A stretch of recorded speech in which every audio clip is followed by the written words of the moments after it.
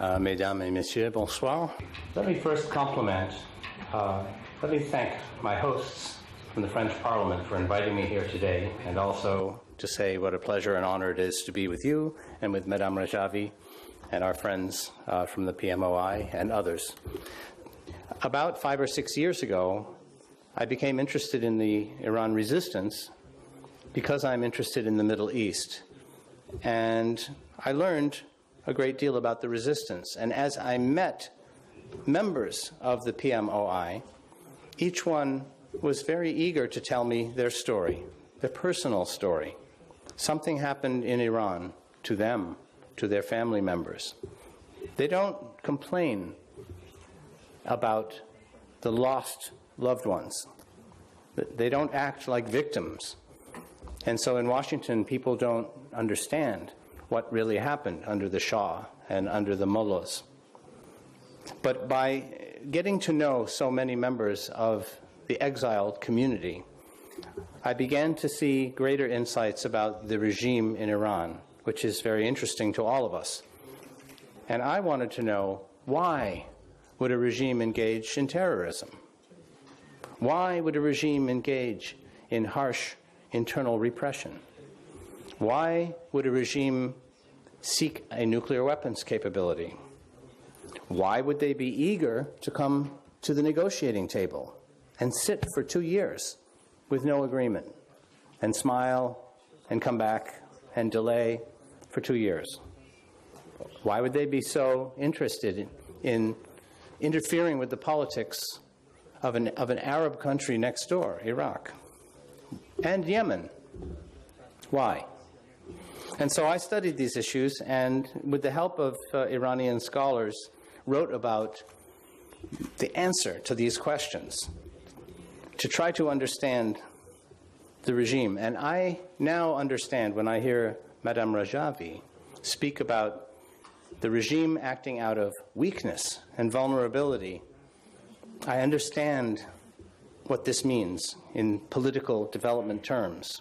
I understand that the regime has a problem of legitimacy, because although Khomeini was welcomed when he came back from Paris, nobody knew about the constitution of Velayat Ifaqi until after. And when he tried to impose dictatorship on the people of Iran, they resisted, and they said no. Finally, it broke into the streets in June of 1981, and this regime shot its way to power. So they are not legitimate. And the revolution which they suppressed has come back in 1999 and 2009. And I believe it will come back again. They are vulnerable because of the crimes that they have personally committed. In 1988, the Justice Minister, Pur Mohammadi, personally authorized the killings of tens of thousands of people, but so did other senior figures of the regime. The bombings in Argentina, the Mykonos killings of the Kurds in Germany. People are guilty of these crimes, and they have not been held accountable. And they're waiting to see if the Rome Statute or the International Criminal Court, The Hague, someday will make them answer for these crimes.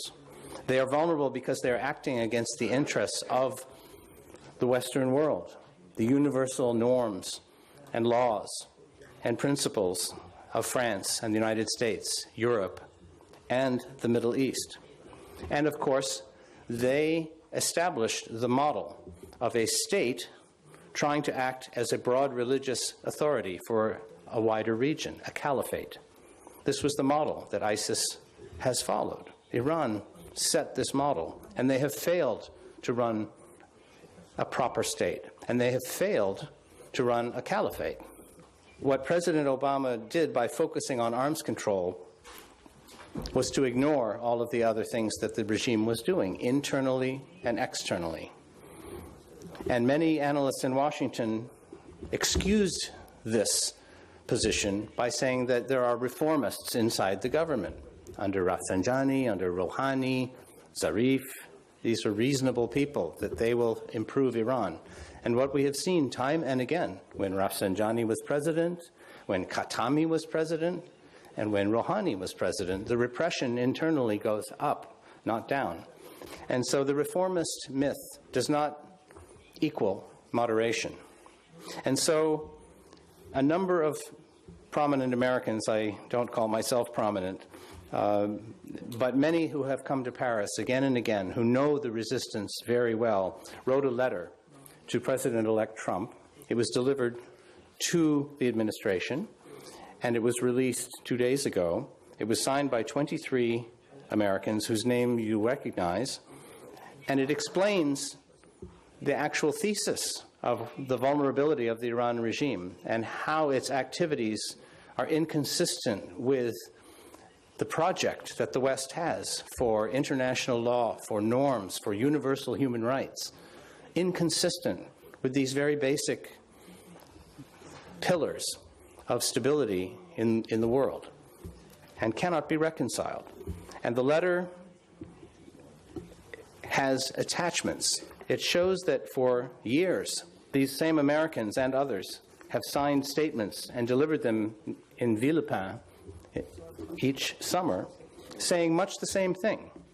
So this is not a new statement from Americans. This is a bipartisan statement that we believe that the U.S. policy should be broadened, improve and police the arms control terms, and tighten the loopholes and make sure Iran never builds a nuclear weapon.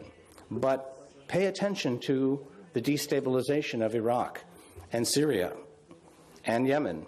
Pay attention to the horrific hangings and killings inside the country. And so the other major message of this letter is that the United States is being urged to have a dialogue with the National Council of Resistance of Iran. And maybe we can understand who the resistance is in America and how much they have stood bravely against dictatorship and for human rights, and trying to separate church and state, for tolerance, for women's rights. Madam Rajavi has had a 10-point plan for more than 10 years now. This is not a new plan. It was formalized 10 years ago. It was probably already represented their views long before that. So this is part of the message to the President-elect, which is now in the American media. The message to the new administration is, we're not trying to provoke war, which is what President Obama, in his message on Monday, said, we did the nuclear deal to avoid a war.